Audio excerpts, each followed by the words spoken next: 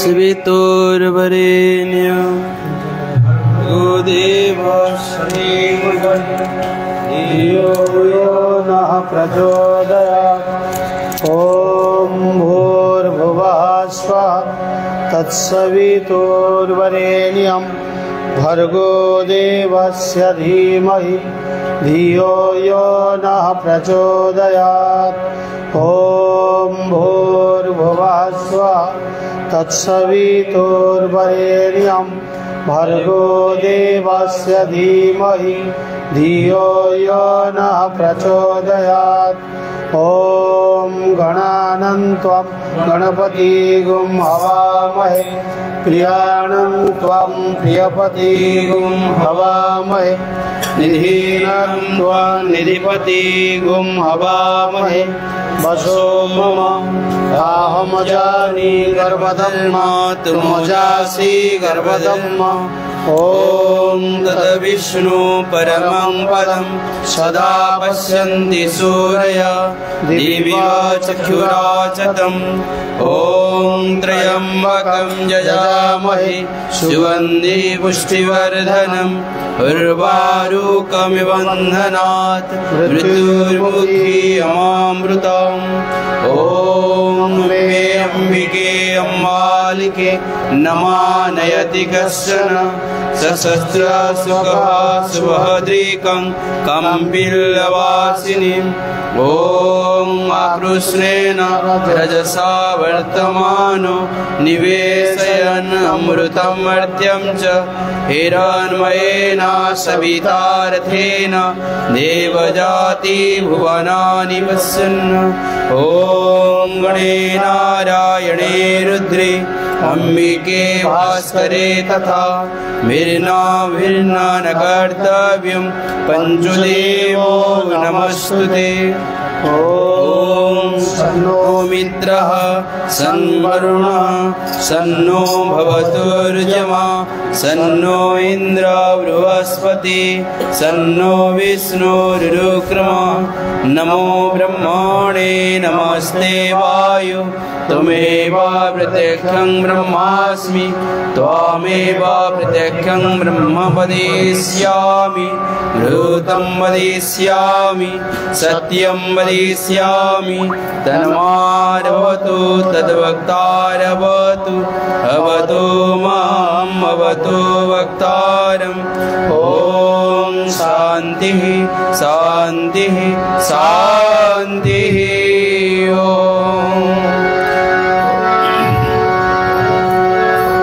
मंडलाकारं व्याप्तं येन चराचरं तत्पदं दर्शितं येन तस्मै श्री गुरवे नमः।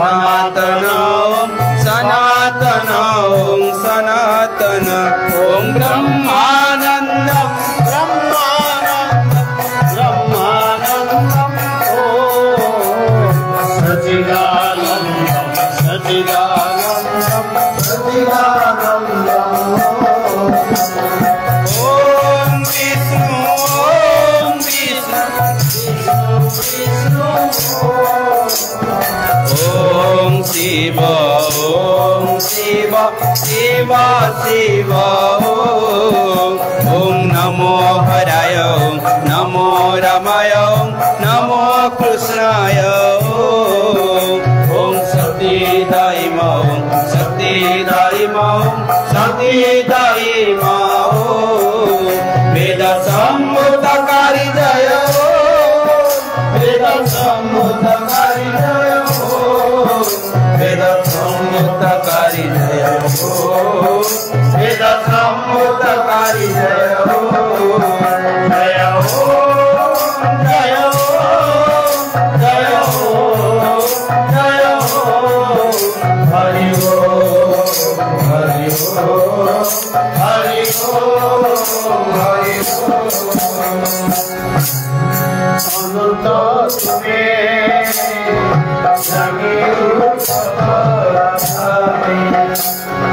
सिखाई दियो हे प्रभु ये संसार सारा घर में सिखाओ हे संघ पत्र सदा पर पहुँचे तुम्हें सिखाई दियो सभी ये मूढ़ मने घर में किया मूर्ति तुम्हें देखना पावन जाने आरोप ना सरवाना ओलाई भरा थाने जीवन भूपाई समाधि रहे गोसाई तुम श्री चरण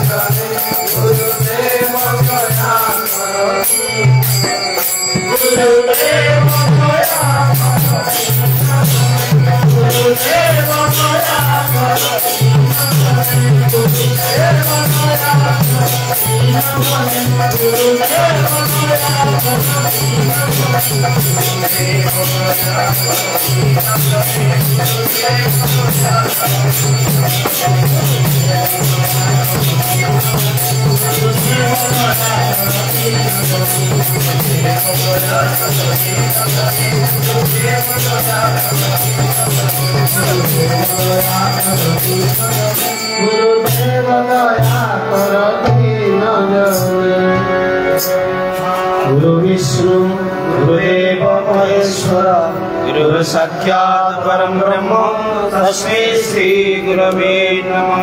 चैतन्यं शाश्वतं शान्तं व्योमातीतं निरञ्जनं नादबिन्दुकलातीतं तस्मै श्री गुरवे नमः। सर्वश्रुति शिवरत्नं विराजितपदाम्बुजं वेदान्तं भुजमार्तण्डं तस्मै श्री गुरवे नमः।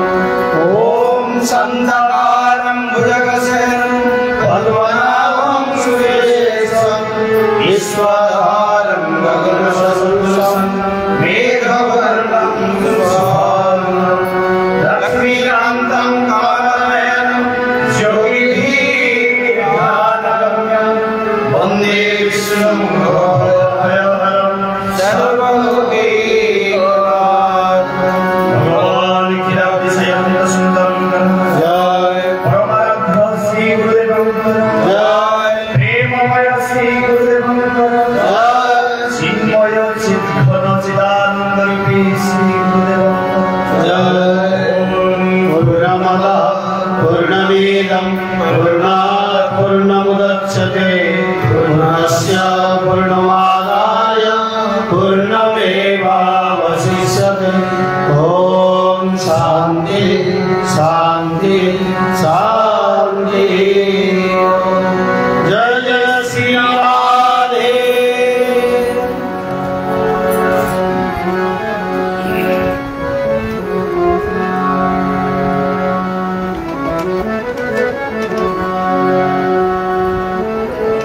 मन पवन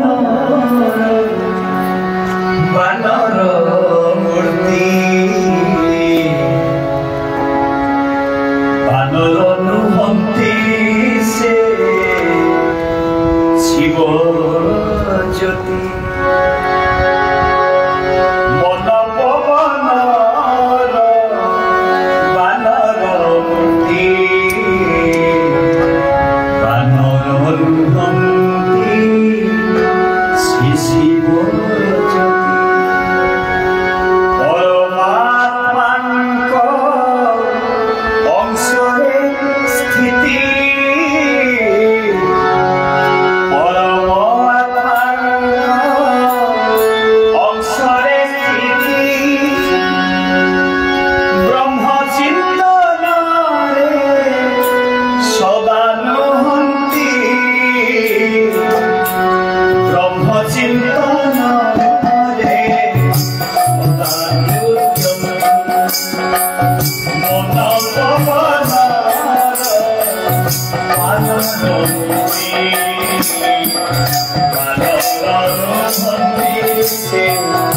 शिव ज्योति मन पवनर बानर मूर्ति बानर नुहंती से शिव ज्योति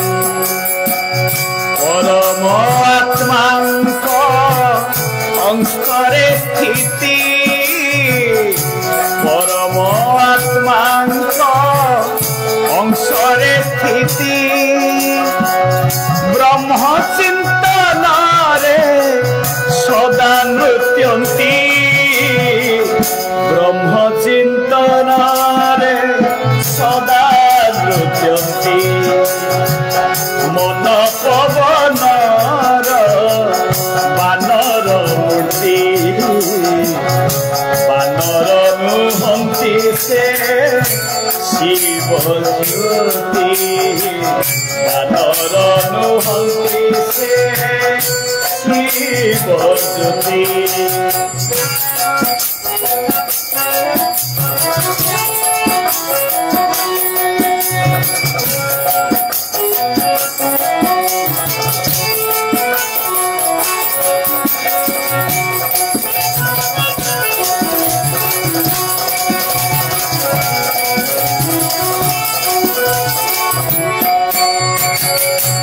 राम ब्रह्म ज्योति मर्त्य अछंती अमर से रुद्र सर्वे जानती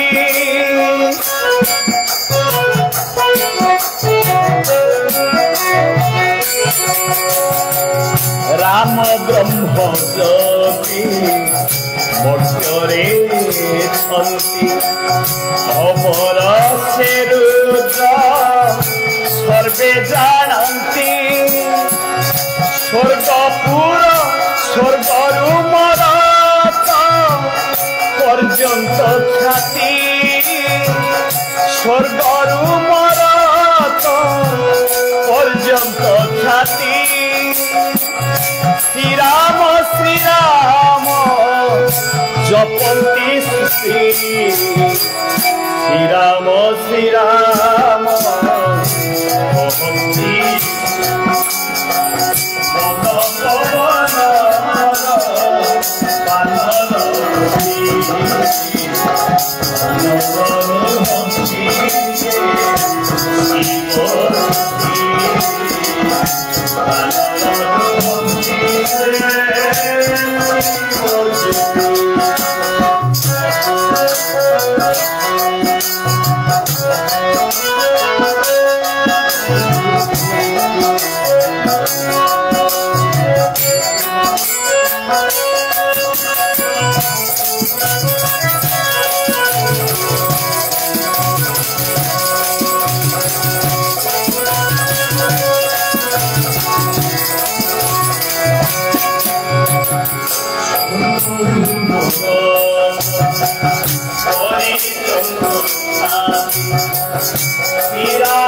श्री राम जपंती स्तुति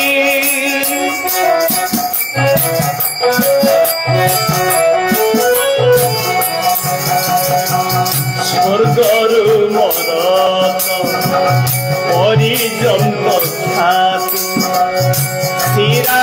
श्री राम करंती स्तुति मो गुरु गणेश तांकु ही चिंती मो गुरु गणेश तांकु ही चिंती बड़िया को दीक्षा देले कांती बड़िया को दीक्षा देले कांती मन पवनर बानर मूर्ति बानर नुहंती से शिव मन पवनर बानर मूर्ति बानर नुहंती से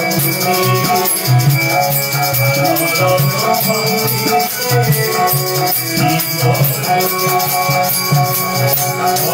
परमात्मा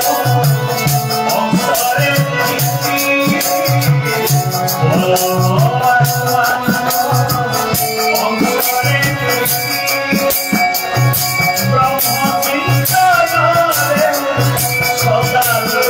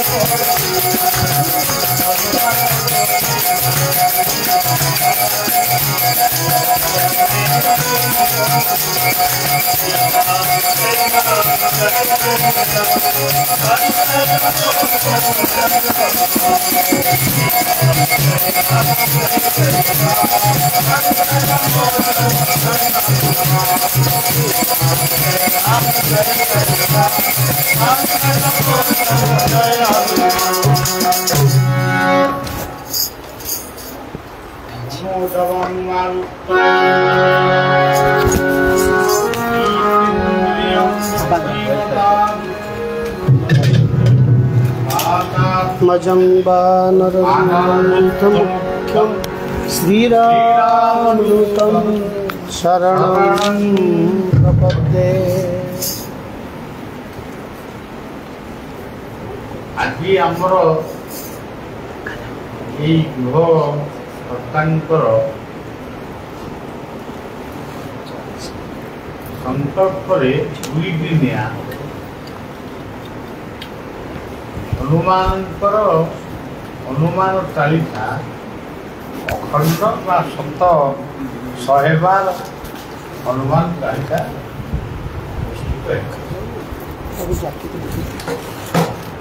हनुमान चालीसा हनुमान गुण गारिमा को जानिबा ताठारु बड़ी तांको मूर्ति करी गोटे एमती पूजा सामान्य करवा से केवे केवे बड़ नुहे। हनुमान गोटे छोटिया वार्ता समस्ते तो हनुमान कथा कहते किंतु हनुमान जे मर्कट से कथा आमे माने बलिया जानी। हनुमानंकर लांगुड़ बलिया देखिनी किंतु हनुमानंकर लांगुड़र जो निया से होची माँ हिंगुला देवी हिंगुलांक शक्ति से अग्नि रे लंकापुरी दहन होइथिला। लंका कहले असामाजिक स्थान जोटी जुआ खेल हुए जोटी मदपान हुए वेश्यावृत्ति हुए एमतिया गोटे खराब स्थान को माँ हिंगुला ताकू अग्नि द्वारा दाह करी ताकू शांत करते। ये होची हनुमानकर मोटामोटी कथा। तांकर जो बानर मुख सेटा होची जोगर गोटे क्रिया से होची गोटे जोगर मुद्रा। से जोग मुद्राटी आपण माने समस्ते ताकू करि परिबे। बसंतु बसंतु आरे कथा देले बसन बसन जो जोग मुद्राटी को आपण माने समस्त करेंगे। से जोग मुद्राटी कले आपणकर अंतत पार्टीर बा पार्टी मुखटा निश्चित भाव में शांत रहिबो बा व्याधि मुक्त हम। तेणु सी मुद्राटा को कहते मर्कट मांकड़ मुहा बोली कहते से जोग मुद्राटा को न बुझिक तापरे जो माने विज्ञान छात्र से जानी मातृगर्भरे शिशु जिते 3 मास रु 4 मास हुए ये 3 मास रु 4 मास भितर से शिशुर कलेबरटी हनुमान रूप धरे तार गोटे लांज बाहर बोधे परवर्ती समय आध्यात्मिक वेता माने हनुमान गोटे लांगुड़ कर हूँ कथा मुझे विषय किसी कहूनी। हनुमान गोटे वार्ता हूँ से केमिटी गोटे समाज को शिक्षा दे सारा जीवन ସୁଗ୍ରୀବଙ୍କ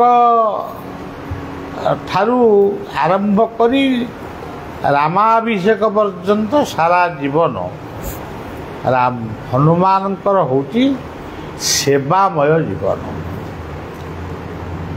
ସେ କେବଳ ରାମଙ୍କର ସେବା କରିଛନ୍ତି, ଲକ୍ଷ୍ମଣଙ୍କର, ସୀତାଙ୍କର ଏସବୁ ସେବା ସେ କରିଛନ୍ତି। ଲଙ୍କା ଜୟ ପରେ ରାବଣର ମୃତ୍ୟୁ ପରେ ଯେତେବେଳେ ରାମ, ଲକ୍ଷ୍ମଣ, ଜାନକୀ, ହନୁମାନ ଗୋଟିଏ ଯାନରେ ଯାଉଛନ୍ତି, ସେଇ ଗଲାବେଳେ ଗୋଟିଏ ଜଙ୍ଗଲ, ଘଞ୍ଚ ଜଙ୍ଗଲଟିଏ ପଡ଼ିଲା। ସେ ଜଙ୍ଗଲକୁ ଅନେଇ ହନୁମାନ ନମସ୍କାର କଲେ। ମା ଜାନକୀ ତାକୁ ଦେଖି ହସିଲେ। ରାମ ପଚାରିଲେ, ହସିଲ କାହିଁକି? ସେ ତାର ଉତ୍ତର ଦେଲେ, ତମ ଦୂତ ତମକୁ ନମସ୍କାର ନ କରି ସେ ଜଙ୍ଗଲକୁ ନମସ୍କାର କରୁଛି। ରାମ କହିଲେ, ସେ ଠିକ୍ ନମସ୍କାର କରିଛି। ହନୁମାନଙ୍କୁ ପଚରା ହେଲା ଯେ ତୁମେ କାହାକୁ ନମସ୍କାର କଲ? ଜଙ୍ଗଲକୁ କାହିଁ ନମସ୍କାର କଲ? ସେ ଉତ୍ତର ଦେଲେ, ଜଙ୍ଗଲକୁ ମୁଁ ନମସ୍କାର କରିନି, ଏଇ ଜଙ୍ଗଲରେ ମୋ ମା ଅଞ୍ଜନା ତପସ୍ୟା କରୁଛନ୍ତି। ମୋ ମା ଅଞ୍ଜନା ଏଇ ଜଙ୍ଗଲରେ ତପସ୍ୟା କରୁଛନ୍ତି। ଆଉ ରାମଙ୍କର 14 ବର୍ଷ ବନବାସ କଥା ଶୁଣି ବିଭିନ୍ନ ଆଶ୍ରମକୁ ରାମ ଯାଇଛନ୍ତି ଜାଣି ସିଏ ମଧ୍ୟ ଅଭିମାନିନୀ ହେଇ ସେଇ ଜଙ୍ଗଲରେ ବସିଛନ୍ତି ଯେ ମୋ ଆଶ୍ରମକୁ ଟିକେ ରାମଙ୍କର ପାଦ ପଡ଼ିଲା ନାହିଁ। ଏଇ କଥା ଯେତେବେଳେ ରାମ ଶୁଣିଲେ, ମର୍ଯ୍ୟାଦା ପୁରୁଷୋତ୍ତମ ଶ୍ରୀରାମ ସେ କହିଲେ, ହନୁମାନ ମୁଁ ଯିବି, ତମ ମାଙ୍କ ଆଶ୍ରମ ଦେଖିବି, ମାଙ୍କୁ ଦେଖିବି, ଆସିବି। ହନୁମାନ ତ ନାହିଁ କରିପାରିବନି। ହନୁମାନ କହିଲେ, ପ୍ରଭୁ ମୁଁ ଆଗରେ ଯାଉଛି, ଆପଣ ଆସନ୍ତୁ। ହନୁମାନ ଯେତେବେଳେ ଅଞ୍ଜନାଙ୍କ ପାଖରେ ପହଞ୍ଚିଲେ, ବହୁତ ଦିନ ପରେ, ବହୁ ବ୍ୟବଧାନ ପରେ ସେ ଆଜି ପୁଅକୁ ଦେଖୁଛନ୍ତି। ସେ ଜାଣିଛନ୍ତି ମୋ ପୁଅ ହନୁମାନ ସେ ରାମଙ୍କ ସେବାରେ ବ୍ରତୀ ଅଛି, ସେଥିପାଇଁ ତାଙ୍କ ଦୁଃଖ ଟିକେ ବି ନାହିଁ। କିନ୍ତୁ ସ୍ନେହ ଆଉ ଅନୁରାଗରେ ମା ଅପେକ୍ଷା କରିଛନ୍ତି କେଉଁଦିନ ଗୋଟେ ପୁଅ ସହିତ ଦେଖା ହେବ। ପୁଅ ଆସି ପହଞ୍ଚିଲେ, ସିଏ ମାଙ୍କୁ ଦଣ୍ଡବତ କରିବେ କ'ଣ? ମା ତାଙ୍କୁ କୁଣ୍ଡେଇ ପକାଇଲେ, ଆଲିଙ୍ଗନ କଲେ। ତୁ କେମିତି ଅଛୁ, ତୋର ଦେହ କେମିତି ଅଛି? ମା ଯେମିତି ପଚାରେ ସେମିତି ସବୁ କଥା ସେ ବୁଝିଲେ। ହନୁମାନ କହିଲେ, ମା ମୋ ଦେହ ଭଲ ଅଛି, ମନ୍ଦ ଅଛି, ମୁଁ ସେଥିପାଇଁ ଆସିନି। ଆଉ କୋଉଠି ପାଇଁ ଆଇଛୁ? ପ୍ରଭୁ ରାମ ଫେରୁଛନ୍ତି ଅଯୋଧ୍ୟା, ସାଙ୍ଗରେ ଲକ୍ଷ୍ମଣ ପ୍ରଭୁ ଅଛନ୍ତି, ଜାନକୀ ମାତା ଅଛନ୍ତି। ଏଇ ବାଟ ଦେଇ ଯେତେବେଳେ ଗଲି ସେତେବେଳେ ମୁଁ ତମ ଉଦ୍ଦେଶ୍ୟରେ ପ୍ରଣାମଟିଏ କଲି। ପ୍ରଭୁ ମୋତେ ପଚାରିଲେ, ତୁମେ କାହାକୁ ନମସ୍କାର କର? ମୁଁ କହିଲି, ମୋ ମାଙ୍କୁ ନମସ୍କାର କର। ପ୍ରଭୁଙ୍କର ଜିଦ୍, ମୁଁ ତମ ମାଙ୍କୁ ଦେଖିବି, ତମ ଆଶ୍ରମ ଦେଖିବି ଏବଂ ମୁଁ ଆସିବି। ତେଣୁ ଆସୁଛନ୍ତି। ଏତିକି ବେଳେ ଅଞ୍ଜନା ନାଚି ଉଠିଲେ, ହନୁମାନ ଆରେ ପ୍ରଭୁ ଆସୁଛନ୍ତି, ମୁଁ ତ ଅଭିମାନୀରେ ଥିଲି, ମୋ ଘରକୁ କାହିଁକି ପ୍ରଭୁ ଆସିଲେ? ମୋ ଆଶ୍ରମ ଯଦି ମୋର ତପସ୍ୟା ଭୂମିକୁ ପ୍ରଭୁ ଆଇଛନ୍ତି, ତାହେଲେ ମୁଁ ତାଙ୍କୁ ପୁଣି ଅଭ୍ୟର୍ଥନା ଦେବି। ପାଣି କଳସୀରେ ପାଣି ଆଣିଲେ, କାଠର ବିଛଣା ପକାଇଦେଲେ, କାଠ ଉପରେ ପତ୍ର ଗୁଡ଼ିକ ବିଛାଡ଼ି ଦେଲେ, କିଛି ଫଳମୂଳ ସଜାଡ଼ିକି ରଖିଲେ ଏବଂ ଦ୍ୱାର ଦେଶରେ ଅପେକ୍ଷା କଲେ। ଏତିକି ବେଳେ ଶ୍ରୀରାମ ପ୍ରବେଶ କଲେ। ଶ୍ରୀରାମ ଯେତେବେଳେ ପ୍ରଭୁ ଆସିଲେ, ଅଞ୍ଜନାକୁ ସିଏ କ'ଣ ନମସ୍କାର କରିବେ?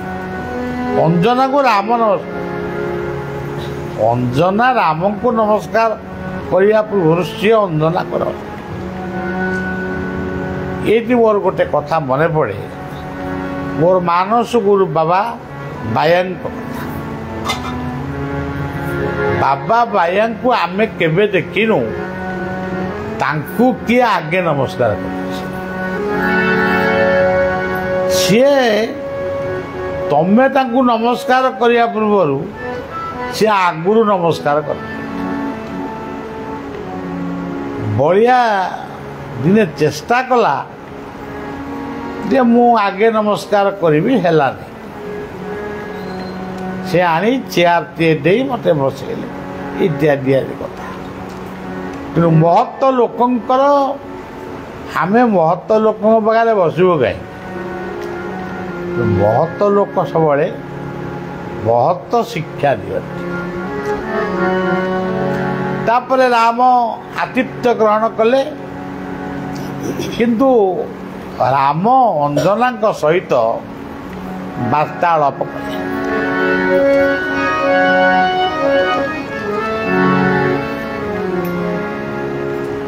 ସେ ବାର୍ତ୍ତାଟି ଥିଲା ହନୁମାନଙ୍କର ପ୍ରଶଂସା। ହନୁମାନଙ୍କ ପାଇଁ ମୁଁ ସୁଗ୍ରୀବଙ୍କ ସହିତ ମିତ୍ର ହେଲି, ବାଡ଼ିକୁ ମାରିଲି, ସାଗରରେ ସେତୁ ବାନ୍ଧା ହେଲା, ହନୁମାନ ସୀତାଙ୍କୁ ଠାବ କଲେ, ଏମିତି ଗୁଡ଼ିଏ ଗପ ଗପିଲେ। ଆଉ ଅଞ୍ଜନା ସାଙ୍ଗେ ସାଙ୍ଗେ କହିଲେ, ପ୍ରଭୁ ଟିକିଏ ଆପଣଙ୍କୁ ଅପେକ୍ଷା କରନ୍ତୁ, ମୁଁ ଟିକେ ହନୁମାନଙ୍କୁ ପ୍ରଶ୍ନ ପଚାରେ। ଆଚ୍ଛା ହନୁ, ତୁମେ ରାମଙ୍କର କାର୍ଯ୍ୟ କରୁଥିଲ, ତୁମର କର୍ତ୍ତବ୍ୟ ତୁମେ ପାଳନ କରୁଥିଲ, ନା ତମେ ପ୍ରଶଂସା ପାଇବା ପାଇଁ ରାମଦୂତ ହେଇଥିଲ? ହନୁମାନ କହିଲେ, ମା, ପ୍ରଶଂସା ପାଇବା ପାଇଁ ମୁଁ କେବେ କେତେବେଳେ ପ୍ରଭୁଙ୍କ କାମ କରିନି। ଏଇଟା ମୋର କର୍ତ୍ତବ୍ୟ ଯେ ମୁଁ ଜୀବନରେ ଭଗବାନଙ୍କୁ ପାଇଛି, ରାମଙ୍କ ରୂପରେ, ଅନନ୍ତଙ୍କୁ ପାଇଛି ଲକ୍ଷ୍ମଣ ରୂପରେ, ଲକ୍ଷ୍ମୀଙ୍କୁ ପାଇଛି ମା ଜାନକୀଙ୍କ ରୂପରେ। ତେଣୁ ଏଭଳି କଥାରେ ମୁଁ ପ୍ରଶଂସା କିଏ ମୋତେ ଦେବ? এই କଥାକୁ ହନୁମାନ କହିସାରିଲା ପରେ କାନ ଧରି ମା ପାଖରେ କହିଲା, ମା, ଯଦି ମୋର ଜଣା ଅଜଣାରେ ରାମଙ୍କ କର୍ତ୍ତବ୍ୟରେ ମୋର କିଛି ଅହଙ୍କାର ଆସିଥାଏ, ତାହେଲେ ମୋତେ କ୍ଷମା କରେ। ତେଣୁ এই ହେଉଛି ଗୋଟେ ଭକ୍ତ ଭଗବାନଙ୍କର ସମ୍ପର୍କର କଥା। ଆମେ ଯେଉଁ ଭାବୁଛୁ ହନୁମାନଙ୍କର,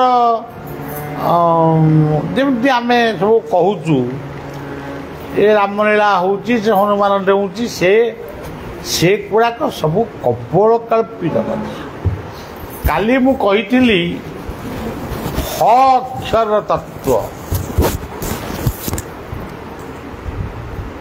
ତେଣୁ ହଟି କ'ଣ ସେ ବିଷୟରେ କାଲି ସମ୍ପୂର୍ଣ୍ଣ ସତ୍ସଙ୍ଗଟି ଶେଷ ହୋଇଥିଲା। ତେବେ ଆଜି କହୁଛି ନୁଟି କ'ଣ। ଭାଗବତରେ ଲେଖା ଅଛନ୍ତି ନୁମ ମାନେ ନମସ୍କାର। ସଚିଦାନନ୍ଦ ବିଗ୍ରହ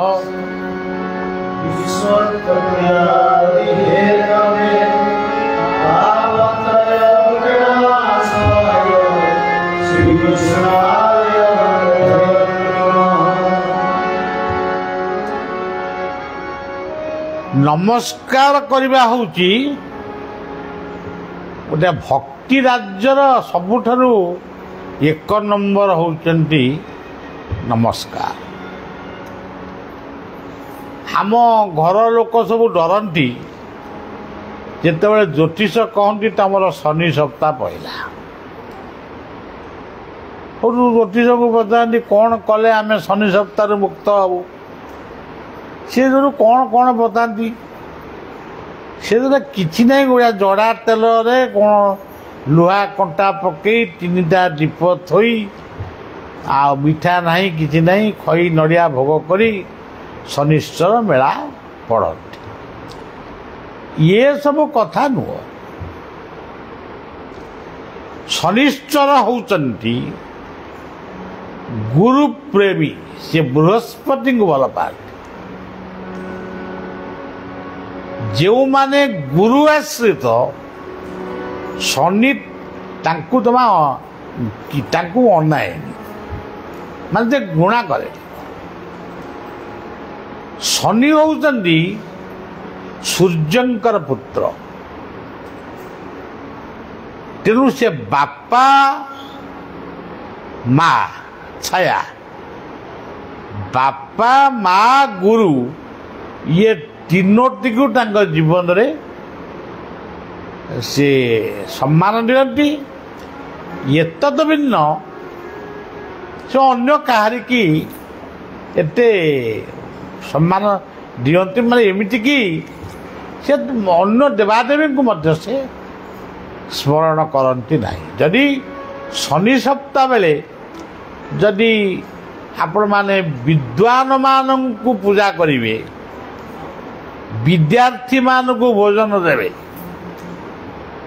ରାତି ପାଇଲେ ଶନିଶ୍ଚର ମହାଗ୍ରହାୟ ନମଃ କହି ନମସ୍କାର ଟିକେ କରିବେ, ଶନି ସେତିକିରେ ଖୁସି।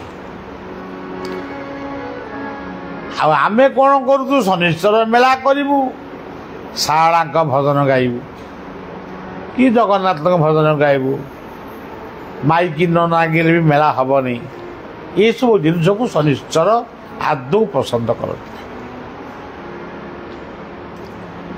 ଆଉ ଶନିଶ୍ଚର ମେଳାରେ ଆଉ ଗୋଟେ କଥା, ଯଦି ନିକଟରେ ଥିବା କୌଣସି ଅନ୍ଧ କିମ୍ବା ଛୋଟା କିମ୍ବା କ୍ଷତ ବିକ୍ଷତ ମଣିଷକୁ ଯଦି ଖାଇବାକୁ ଦେଇ ତାକୁ ହସେଇ ଖୁସି ବିଦାୟ ଦେବ, ସେଇଟା ଶନିଶ୍ଚର ବହୁତ ଖୁସି ହେବେ। ଏବଂ କଳା ବର୍ଣ୍ଣର ଗାଈ ବା କଳା ବର୍ଣ୍ଣର ବ୍ରାହ୍ମଣ ବା କଳା ବର୍ଣ୍ଣର ବୃଦ୍ଧ ବା ବୃଦ୍ଧା ମାନଙ୍କୁ ଯଦି ଖୁଆଇ ପିଆଇ ନୂଆ ଲୁଗା ଦେଇ ତାଙ୍କୁ ବିଦାୟ ଦେବ, ତାହେଲେ ସେଠି ଶନିଶ୍ଚର ଖୁସି ହେବେ। ତେଣୁ ନୁମ ଶଯ୍ୟାରୁ ଉଠିବ, ହୃଦୟକୁ ଧ୍ୟାନ କରି ନମସ୍କାର କରିବ। ଓମ୍ ଆତ୍ମ ପୁରୁଷାୟ ନମଃ। ଥରେ କହିପାର, 3 ଥର କହିପାର। ଧରିତ୍ରୀରେ ପାଦ ପକେଇବ, ତେଣୁ ଧରିତ୍ରୀରେ ଯେତେବେଳେ ପାଦ ପକେଇବ ସେ ଧରିତ୍ରୀଙ୍କୁ ମାତା ଶକ୍ତି ରୂପରେ ମା ସୁଭଦ୍ରାଙ୍କ ରୂପରେ ପ୍ରଣାମ ଜଣାଇବ। ତାପରେ ତମେ ଜଳ ବ୍ୟବହାର କରିବ। ମୁହଁ ଧୋଇବ, ବାଜି ପାଣି ପିଇବ, ଶୌଚ ହେବ, କିନ୍ତୁ ସେତେବେଳେ ସ୍ନାନ କରିବ, ସେତେବେଳେ ଗଙ୍ଗାଙ୍କୁ ନମସ୍କାର କରିବ। ଗଙ୍ଗାଙ୍କୁ ନମସ୍କାର କରିସାରିଲା ପରେ ଗୁରୁ ମନ୍ତ୍ର ସ୍ମରଣ କରିବ ଏବଂ ଗୁରୁ ମନ୍ତ୍ର ମାଧ୍ୟମରେ ଗୁରୁଙ୍କୁ ଯେତେ ପ୍ରଣାମ ଦେଇପାରିବ ଗୁରୁଙ୍କୁ ପ୍ରଣାମ କରିବ। ଗୁରୁ ସବୁବେଳେ ତୁମ ନିକଟରେ ରହିବେନି ନା, ଏମିତି ବି ଅଛନ୍ତି ଗୁରୁ ଦେହତ୍ୟାଗ କଲେ। କିନ୍ତୁ ଯଦି ଗୁରୁ ନାହାନ୍ତି, ପାଖରେ ଗୁରୁଜନ ଅଛନ୍ତି, ତାଙ୍କୁ ନିଶ୍ଚିତ ନମସ୍କାର କରିବ। ଯଦି ଗୁରୁଜନମାନଙ୍କ ଠାରୁ ଯଦି ତମେ ଦୂରରେ ଥିବ, ଆଜିକାଲି ପିଲାମାନେ ଆମେରିକା ରଷିଆରେ ରହୁଛନ୍ତି, ତୁମେ ସେଇ ଗୁରୁଜନଙ୍କୁ ସ୍ମରଣ କରି ନମସ୍କାର କରିବ। ଗଙ୍ଗା, ହଁ, ତାପରେ ଯଦି ଗୋମାତା ଥିବେ ଗୋମାତାଙ୍କୁ ନମସ୍କାର କରିବ। ମୁଁ ଏତେ ଗୁଡ଼ାକ କହୁନି। ଯେତେ ପ୍ରକାରର ଭୋଜନ ଦିନ ତମାମ କରିବ, ଖାଲି ମଦ୍ୟପାନକୁ ଛାଡ଼ି ଜଳଖିଆ ଖାଇବ, ଅନ୍ନ ଡାଲି ତରକାରୀ ଖାଇବ, ରୁଟି ଖାଇବ, ଯାହା ଖାଇବ ତାହା ଗୁରୁଦେବଙ୍କୁ ସ୍ମରଣ କରି, ଇଷ୍ଟଦେବଙ୍କୁ ସ୍ମରଣ କରି ଖାଇବ। ମନେ କରାଯାଉ ସାଙ୍ଗସାଥିରେ ବସିଛ, ତେବେ ଇଷ୍ଟଙ୍କୁ ଗୁରୁଙ୍କୁ ସ୍ମରଣ କରି ସେ ହସିବେ। ମନ ମଧ୍ୟରେ ଯଦି ପୂଜିବ ଠାକୁର, ଜାଣିବେ ନାହିଁ। ମାର୍କଣ୍ଡେୟ ଋଷି ଯେତେବେଳେ ଜନ୍ମ ହେଲେ, ତାଙ୍କୁ ଦେଖାଗଲା ତାଙ୍କର ବୟସ ହେଲା ଯେ 12 ବର୍ଷରେ ତାଙ୍କର ମୃତ୍ୟୁ ହେବ।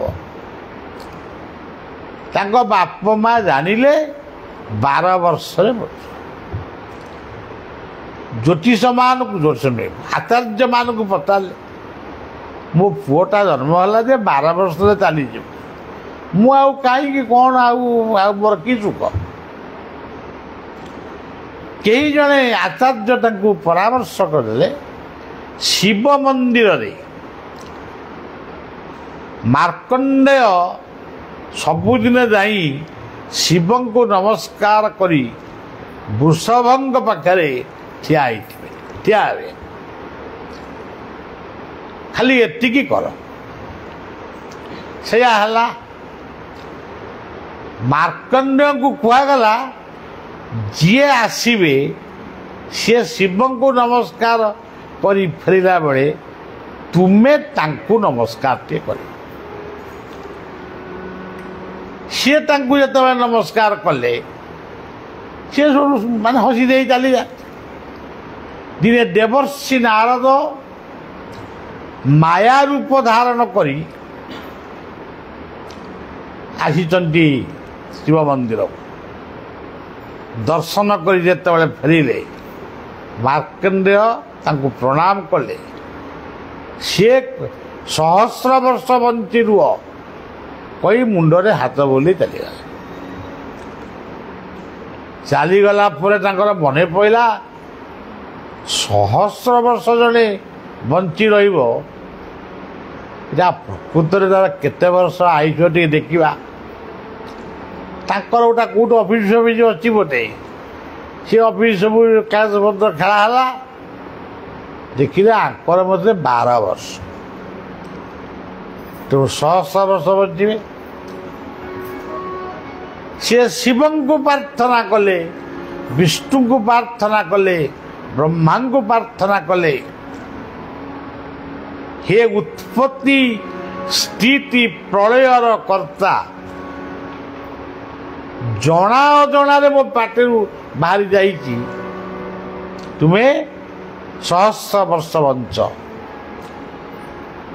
तेणु ताकू आयुष आपण प्रदान कर तेणु नमस्कार करने द्वारा मार्कंड ऋषि गोटे प्रलय पर्यंत से मध्य अपेक्षा कर बंची जिते सृष्टि प्रलय है से प्रलय काल आउ केही नथिले मार्कंड ऋषि एकमात्र तेणु नमस्कार एते माने तार शक्ति नमस्कार प्रिय भानु आकाशं पतितं तोयं यथा गच्छति सागरे सर्वदेव नमस्कार केशव देख ए जेते नद नदी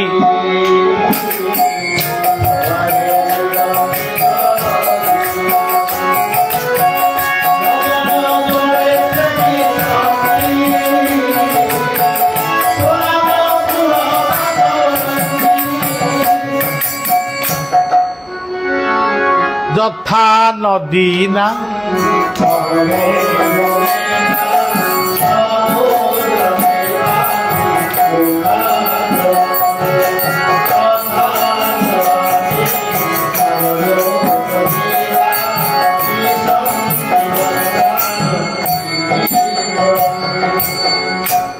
नदी गुड़िक जमती समुद्र भितरे निश्चय मिशिबे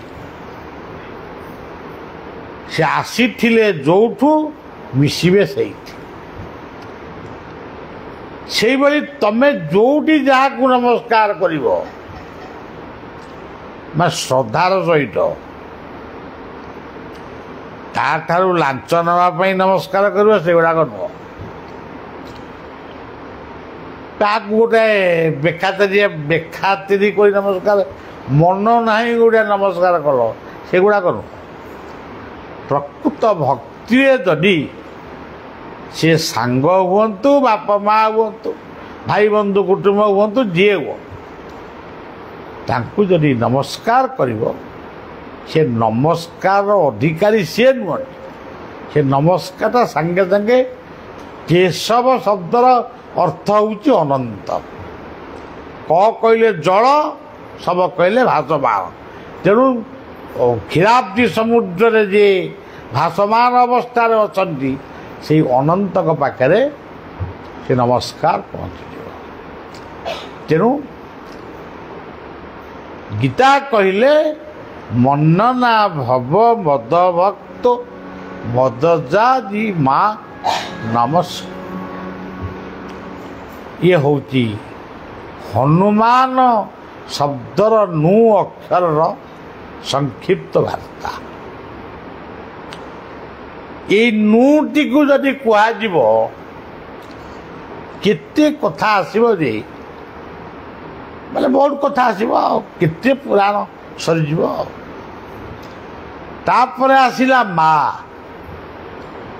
शास्त्र को मानिबो गुरु आदेश को मानिबो मंत्र मूलम गुरुर्वाक्यम गुरुजन मान कथा मानिबो मन को गला नहीं तुम सहित वार्तालाप कर केमी हम कहीं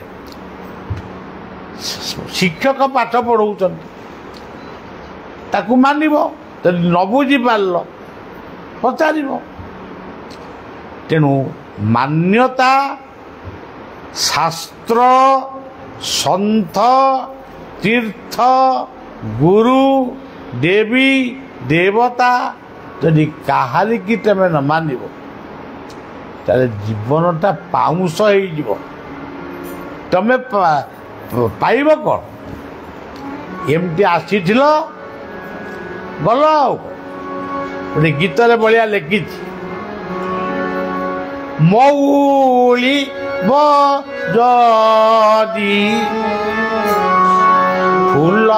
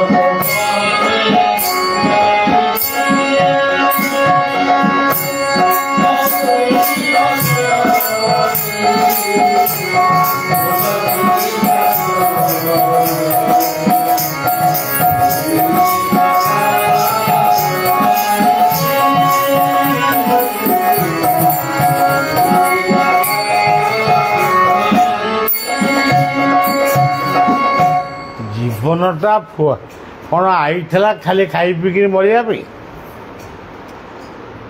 ସଜ୍ଜନ, ଏଇଠି ମୁଁ କହିବାକୁ ଚାହୁଁଛି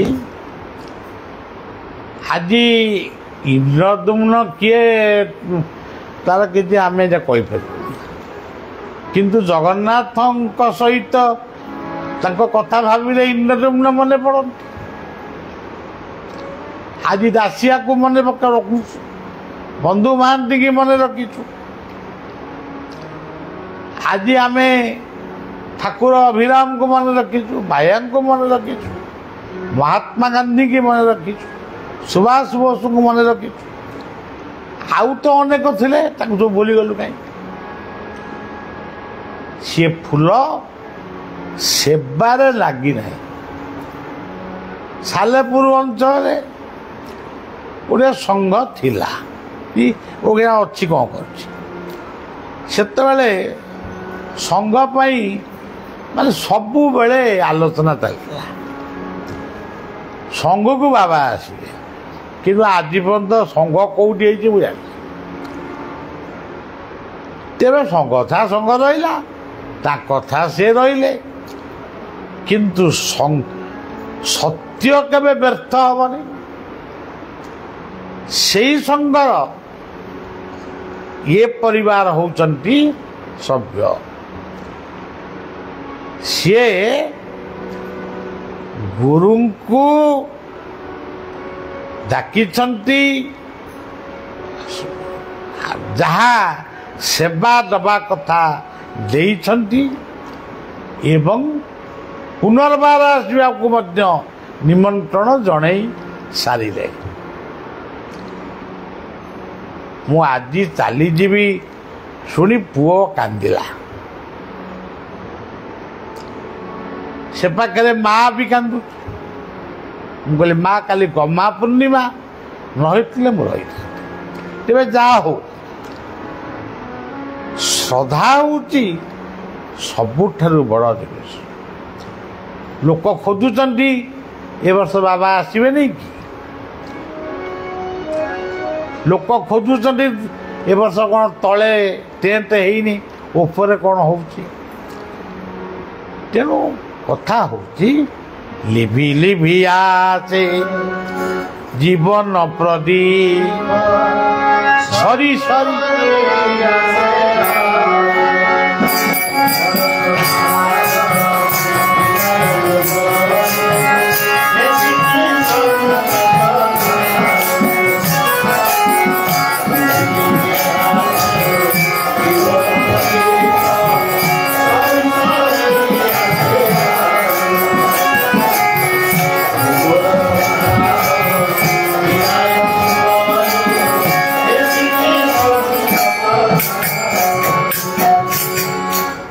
मान कथा मान न तुम्हें जेड़े बड़ लोक हुओ नम्रता गुण आचरण कर नम्रती फली न वृक्ष नम्रती गुणी न जना शुष्क काष्टंच मूर्ख ଭଗ୍ନ ନମ୍ରତା ଗୁଣରେ ବହୁତ କଥା ତ ଅଛି। ଗୀତା ଭାଗବତ ଇଏ ସବୁ ସେଇ ନମ୍ରତାର କଥାକୁ ବେଶୀ କହିଛନ୍ତି। ଭାଗବତର ପ୍ରଥମ ପଦ ହେଉଛି ନମ୍ରତା। ନମୋ ହି ନୃସିଂହ